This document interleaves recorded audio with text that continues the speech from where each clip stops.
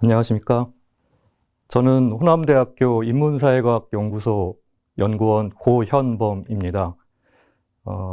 저는 이번 시간에요, 그리스 비극 안티고네, 그리고 이 작품에 대한 해겔의 해석을 통해서 본 인륜성을 이야기하려고 합니다. 그래서 인륜적 공동체에서 갈등은 어떻게 생겨나고 또 어떻게 하면 진정한 화해에 이를 수 있는지를 같이 생각해 보려고 합니다.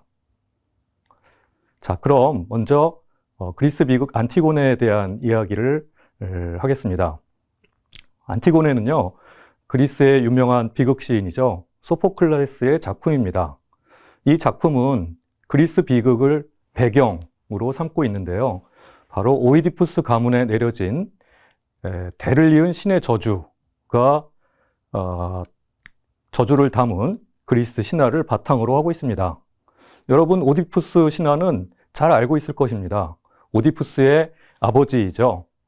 이자 선대왕인 라이오스 왕에게 내려진 신의 저주가 그의 아들인 오디푸스를 넘어서 오이디푸스의 아들, 딸에게도 이른다라고 하는, 그래서 전체 가문이 몰락해버리는 신의 저주를 담고 있습니다. 바로 이 신화는요, 인간의 오만함에 대한 신의 응징이라고 하는 그리스 비극의 그리스 신화의 일관된 주제를 담고 있는데요. 더욱이 피할 수 없는 운명의 필연성을 보여주고 있습니다. 여러분들, 오이디푸스가 어떻게 죽었나요? 어떻게 자신의 눈을 찌르고 그리스 일대를 헤매고 다니게 되었습니까? 그는 자신에게 내려진 신의 저주를 알게 되었어요. 그래서 그것을 피하려고 하다가 도망치다가 결국 테바이에서 그런 사건을 맞이하게 된 것입니다. 여기서 알 수 있듯이 피할 수 없다라는 그러한 운명의 필연성을 이 그리스 신화는 담고 있는데요. 이러한 신화를 배경으로 해서 이야기, 서사를 만들어내는 것이 바로 이 비극 시인의 역량입니다. 그런데 이 소포클레스라는 비극 시인은요, 그러한 신화를 바탕으로 피할 수 없는 운명의 필연성과 함께 이에 맞서고자 하는 인간의 의지와 존엄을 하나의 작품을 통해서 보여주고 있습니다. 네. 이러한 소포클레스의 뛰어난 이 서사시는요, 비극의 서사시는 고대로부터 현대에 이르기까지, 그렇죠? 얼마 전에까지 이 상영 공연이 되었습니다. 그래서 그가 전하는 비극의 정서와 또 메시지를 현대인에게까지 전해주고 있습니다. 안티고네의 주요 등장 인물인데요. 사람들이 많죠. 이들이 다 등장하진 않고요. 주요 인물은 바로 이 주인공, 타이틀롤이죠. 바로 안티고네입니다. 여러분, 이렇게 붉은 글씨로 보이죠? 그리고 그에 대적하는 반대 인물입니다. 요즘식으로 하면 빌런이 되겠는데요.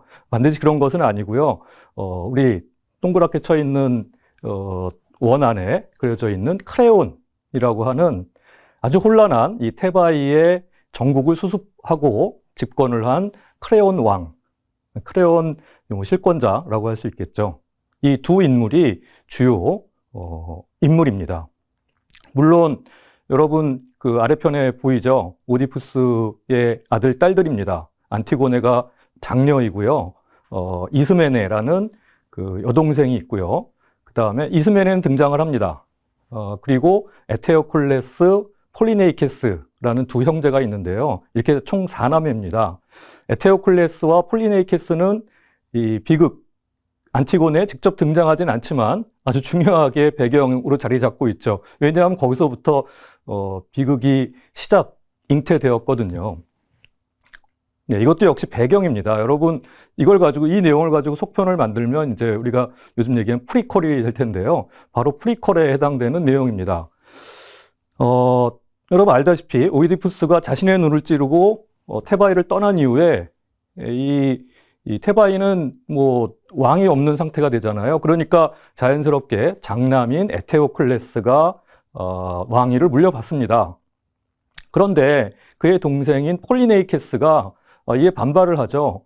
형이 나보다 잘난 게 뭐 있는데 단지 장남이란 이유로 그러면서 여기에 반발을 합니다. 그래서 반발에 그치지 않고요. 이웃나라 아르고스로 가서 아르고스 군대를 이끌고 테바이를 공격을 합니다. 예, 바로 뭐 형제끼리 다툼이 벌어진 거예요. 왕권을 둘러싼. 그러다가 동생 폴리네이케스와 결투를 이 형이 하게 되고 안타깝게도 결투 끝에 형제 모두 전사하고 맙니다. 그러니 어떻게 됐습니까? 테바이로서는 뭐 큰일이 생겨버린 거죠. 왕위를 물려받을 두 형제들이 모두 죽고 뭐 선대왕도 이미 행방불명이 된 상태니까요. 이 혼란스러운 정국을 수습하기 위해서 크레온, 그래서 크레온이 바로 집권을 하게 됩니다. 그리고 클레온은 이 사태 수습을 하죠. 자, 왕위를 물려받은 에테오클레스에게는 성대한 장례식을 치러주고, 그렇죠? 국난을 극복하기 위해 전쟁에 나가서 전사를 했으니까요. 그 다음에 그의 동생인 폴리네이케스는 이적행위자입니다. 그렇기 때문에 매장을 불허한다라는 명령을 내립니다. 거의 인간적인 자격을 박탈한 것인데요. 자, 여기까지가 바로 안티고네의 배경이 되는 상황입니다. 자, 이러한 상황들을 그리스인들은 다 알고 있었어요. 그러니까 소포클레스는 이것을 더 흥미롭게 그리고 자신의 메시지를 담아서 극화해내는데 바로 첫 장면은 어디에서 시작이 되냐면요. 바로 이 두 자매의 대화로부터 시작이 됩니다. 이게 바로 안티고네 비극의 첫 장면이에요. 결연한 의지를 가진 안티고네는 자신의 오빠 둘이 모두 죽었는데 폴리네이케스만 저렇게 독수리에 밥이 되도록 내버려둘 수는 없다. 매장해주는 게 자신의 도리다 라고 생각을 합니다. 그래서 동생인 이스메네에게 그것을 제안을 하죠. 그리고 자신의 뜻을 밝힙니다. 그러니까 자, 여러분 그 안티고네와 이스메네의 대화를 한번 읽어보세요. 그러니까 이스메네는 어떻게 반응을 합니까? 언니 어떡하려고 그래? 미쳤어? 이제 이런 겁니다. 그래서 그 뜻은 알겠으나 안티고네의 뜻은 알겠으나 자신은 좀 힘들겠다. 이렇게 이야기를 하는 이게 첫 장면입니다. 그렇죠? 여기 마지막 부분에 보면 안티고네가 이렇게 이야기를 하죠. 크레온에게는 나를 나의 가족에게서 떼어놓을 권리가 없다.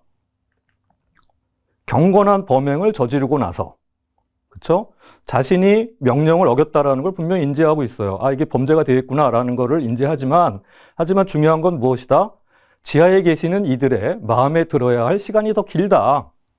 나는 계속 죽어 있을 것이기 때문에, 그렇죠?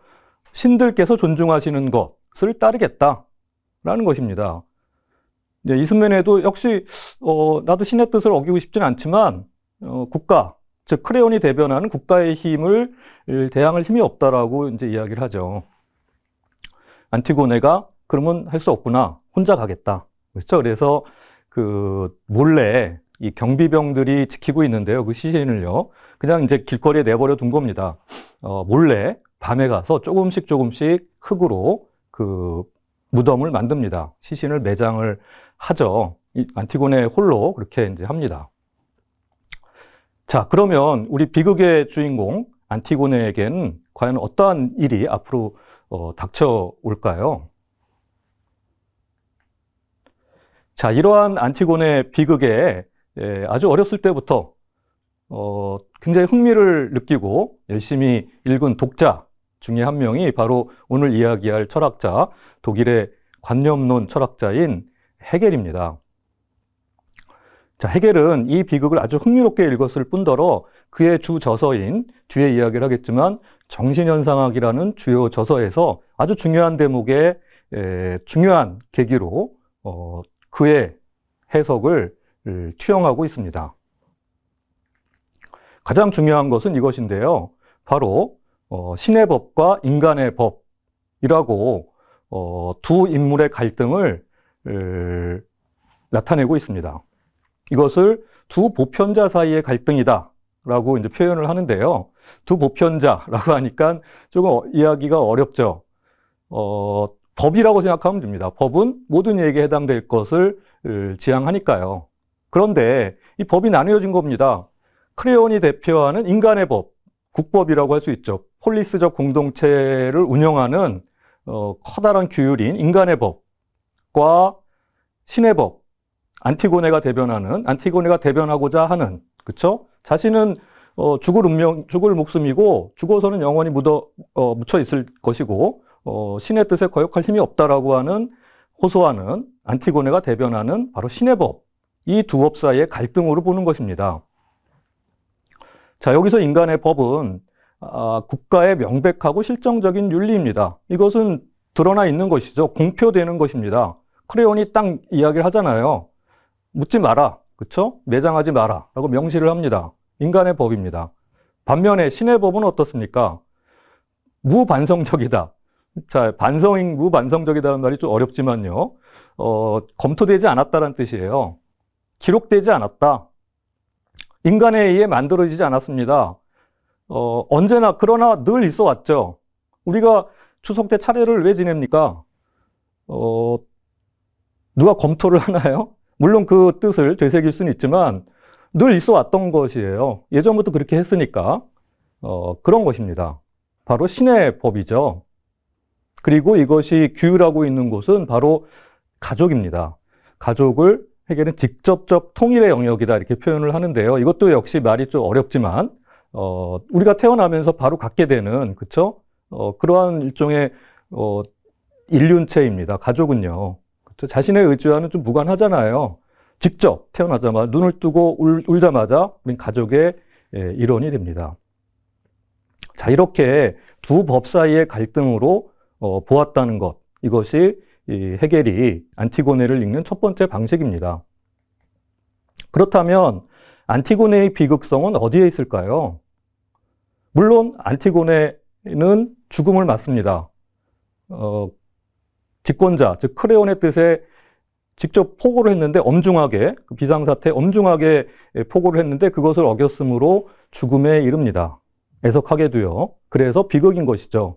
비극은 여기서 그치지 않습니다.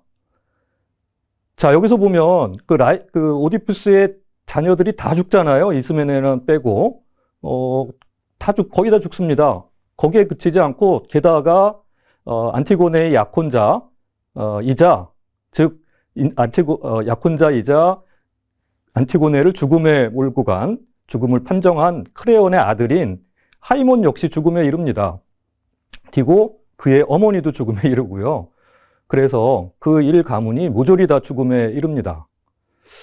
물론 이것은 비극입니다. 그러나 헤겔이 보기에 안티고네의 비극성은 어디에 있는가? 바로 여기에 있습니다. 앞에서 얘기한 신의 법과 인간의 법, 갈등하는 두 법 중 한편에 서 있어야만 한다는 데 있다는 것입니다. 그리고 그 한편에 서 있어야만 하는 상황 속에서 인간은 어떻든 법을 어길 수밖에 없다라는 점이죠. 여기에 바로 안티고네가 갖는 보편적인 비극성이 있는 겁니다. 그렇죠? 우리 인간이 그러한 비극적 상황에 놓일 수 있다. 놓였다. 고대에 그렇게 놓여 있다라고 보는 것이에요. 헤겔은 정신현상학에서 이 대목에서 이렇게 이야기를 하죠. 돌과 같이 행위하지 않는 존재만이 무죄다. 하지만 어린아이조차도 행위한다. 그렇죠? 행위하지 않는 것, 무생물만이 무죄인 상황이 돼버린 거예요. 어린아이도 어떻게든 움직이니까 어린아이도 죄가 되는 상황이 바로 안티고네가 담고 있는 근원적인 비극성이라고 보는 것입니다. 헤겔은요. 자, 여러분, 안티고네의 주장, 크레온의 주장 모두 각각은 옳은 것처럼 보입니다. 그러나 이렇게 갈등하는 상황에 놓였을 때 여러분들은 과연 어느 입장을 지지하겠습니까? 우리는 이스메네가 될 수도 있고요. 안티고네가 될 수도 있고 크레온이 될 수도 있습니다. 자, 여러분들은 어떻게 생각하는지요? 자, 이 대목은 바로 안티고네의 하이라이트, 즉 백미에 해당하는 부분입니다. 즉 뭐 중간에 그런 스토리들이 있죠. 밤을 새고 났더니 조금씩 흙이 덮이더라. 그 시시네요. 그리고 어느 순간 보니까 봉분이 만들어졌더라. 깜짝 놀랍니다. 이 소식을 크레온에게 보고를 하거든요. 경비병이요. 그러니까 크레온이 당장 잡아와라. 뭐 이런 일들이 벌어지고 결국에는 이제 안티고네의 힘이 밝혀져서 잡혀옵니다. 그래서 이 둘이 대화를 나누는데요. 이게 바로 이 안티고네의 갈등이 최고조에 이르는 순간이자 하이라이트 부분입니다. 이 부분을 같이 한번 보도록 하겠습니다. 자, 크레온이 따져 묻죠. 너는 알고 있었니? 모르고 있었니? 이렇게요. 안티고네는 당연히 알고 있었다. 모르는 테바이 사람들이 어디 있겠느냐? 이렇게 대답을 합니다. 크레온이 점점 이제 분노 수치가 올라가는 거죠. 그런데도 넌 감히 법을 어겼어? 이렇게 물어봅니다. 왜? 그런 거죠. 그러니까 안티고네가 이렇게 이제 답변합니다. 그 포교를 나에게 알려준 사람은 제우스가 아니었다. 자신이 따르는 신들의 뜻이 아니었다라는 이야기입니다. 자, 이 부분도 중요하죠. 나는 또 그대의 명령이 신들의 확고부동한 불문율들을 죽게 마련인 한낱 인간이 무시할 수 있을 만큼 강력하다고는 생각지 않았어요. 자, 여기서 두 개가 대비가 되죠. 그대의 명령, 헤겔이 인간의 법이라고 부른 명시적인 규율입니다. 그리고 불문율, 그렇죠? 명시되지 않은, 하지만 있는, 언제 기원했는지 모르지만 언제부터인지 모르게 있었던 불문율, 이 둘을 대비시키고 그대의 명령, 즉 인간의 법이 신의 법보다 더 강력하다고 생각하지 않았어요. 이렇게 이야기를 하죠. 아주 자신의 뜻을 확실하게 밝힙니다. 그 권위를 가진 집권자 앞에서 전혀 주저하거나 두려워하지 않거든요. 자, 왜냐하면 그 불문율들은 어제 오늘에 생긴 것이 아니라 영원히 살아있고 어디서 왔는지 아무도 모르기 때문이지요. 그렇기 때문에 더 강력하다라는 이야기예요. 그 다음을 보면요. 나는 한 인간의 의지가 두려워서 그 불문율들을 어김으로써 신들 앞에서 벌을 받고 싶지가 않았어요. 자, 이렇게 둘을 계속 대비시킵니다. 헤겔이 그렇게 읽는 것도 무리가 아니죠. 인간의 법, 한 인간의 의지가 대변하는 인간의 법과, 그렇죠? 불문율이라고 하는 신의 법을 우리의 주인공인 안티고네는 확실하게 대척점에 놓고 자신이 무엇을 따르는지를 분명하게 밝힙니다. 왜? 나는 언젠가는 죽게 될 것이라는 것을 잘 알고 있기 때문이다. 당신도 마찬가지 아니냐? 이렇게 따져 묻는 것이죠. 자, 그래서 이렇게 이제 확실하게 이야기를 하고 그러면 할 수 없군. 그래서 크레온은 이제 죽음을 명하게 됩니다. 그래서 이제 우리의 주인공인 안티고네는 숨을 거두게 마련인데요. 숨을 거두고 맙니다. 그래서 그 이후에 또 여러 상황들이 있고요. 자, 이러한 안티고네와 여기에 대한 해석, 제가 방금 소개한 이러한 해석은 바로 헤겔의 주요한 저서인 정신현상학에서 밝히고 있는 내용입니다. 자, 여러분들 보기에 왼편에 놓여 있는 것이 이제 원본 표지고요. 예, 그 내용을 보면 이 학문의 체계라고 되어 있죠. 학문의 체계 이렇게 되어 있습니다. System der Wissenschaft, 학문의 체계라는 뜻입니다. 그리고 일부라고 되어 있고요. 원래 이제 헤겔이 세운 학문의 체계의 일부에 해당되는 내용이었어요. 그런데 이 내용이 점점 커진 겁니다. 그래서 아예 이제 단행본을 만들어 버렸는데요. 제목도 Phänomenologie des Geistes, 즉 정신 현상학이다. 이런 제목을 붙인 책입니다. 1807년에 발간이 되었습니다. 자, 이 책은요, 의식 경험의 학이라는 부제가 붙어 있습니다. 의식이 여러 형태를 거쳐서 경험을 하는, 그리고 그것도 의식이 점점 성숙되어 가는 그러한 과정을 밝힌 책이다라는 뜻입니다. 자, 그러면 의식이 밟아나가는 도정, 즉 의식 형태는 어떻게 변화할까요? 대략적으로 이야기하면요, 여러분 나와 있죠. 의식이라는 형태에서 자기의식으로, 그리고 오성으로, 그 다음에 이성으로, 그 다음에는 약간 결을 달리하면서 절대 정신으로, 또 의식이 형태를 성숙시켜 나갑니다. 그리고 더 나아가서는 절대지, 정신이라는 하나의 이제 정신현상학에서의 종결지를 향해 가는 것이죠. 그 중에서 바로 붉은 글씨가 되어 있는 정신을 시작하는 대목에서, 그 중요한 대목에서 바로 이 안티고네의 이야기를 헤겔은 끌고 들어오는 것입니다. 중요한 대목이거든요. 자, 여러분 뭐 의식 경험의 형태, 의식 형태의 변화 과정들을 지금 다 이야기하기는 어렵지만, 저런 흐름에서 정신이라는 한 흐름의 안티고네 혹은 일륜성을 이야기하고 있구나, 이런 정도만 알고 계시면 될 것 같아요. 그리고 이러한 의식 경험, 의식 형태가 변화해가는 의식 경험은 바로 의식의 과정이자 나아가서는 정신문화. 자, 가이스트, 즉 정신을 어떻게 봐야 될까요? 우리는 다 정신을 가지고 있죠. 그렇죠? 이때의 정신은 문화라는 포괄적인 의미로 보는 것이 좀 더 나을 것 같습니다. 정신문화의 도야라고 하는 건 여러분 그 갈고 닦는 것인데요. 성숙해 나간다는 의미입니다. 여러분 자신의 마음을 컬티베이트 하는 거죠. 갈고 닦는 것입니다. 그러한 도야의 과정을 보여주고 있습니다. 자, 여러분 정신의 부분에서 이 안티고네가 등장한다고 했는데요. 정신의 의미는 어디에 있습니까? 제가 아까 문화라고 이야기했는데 정신현상학에서의 정신의 의미, 그 과정 속에 놓여 있는 정신의 의미를 한번 보면요. 정신에 대해서 이미 앞부분에서 헤겔은 이야기를 합니다. 자기의식이라고 하는 부분에서요. 이미 정신을 이야기하는데요. 조금 어렵지만 잠깐 보도록 하죠. 자기의식이 대상일 경우 그 대상은 대상인 동시에 나, 즉 자아이다. 이름으로써 정신의 개념이 이미 우리에게 현존하는 것이다. 이미 등장했다. 정신은요. 나가 중요하기 때문입니다. 자아라고 하는 거. 여러분, 자기의식은 결국 나거든요.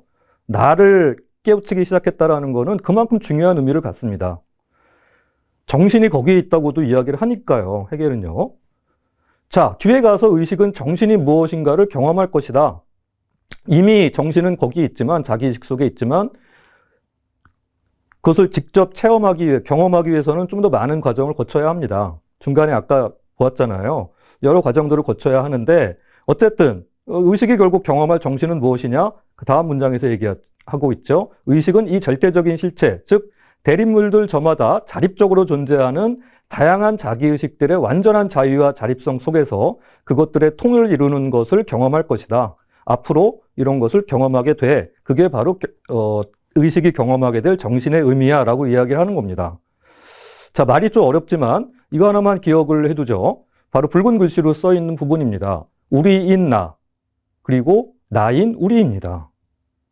이게 정신의 가장 기본적인 1차적인 의미입니다. 헤겔이 정신현상학에서 이야기하는 제목 속에 들어있잖아요. 정신의 1차적인 의미가 바로 우리인 나, 나인 우리.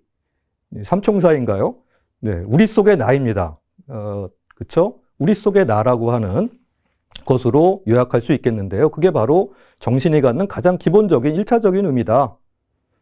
나는 나로 그치지 않고 우리 속에 있다라는 이야기입니다.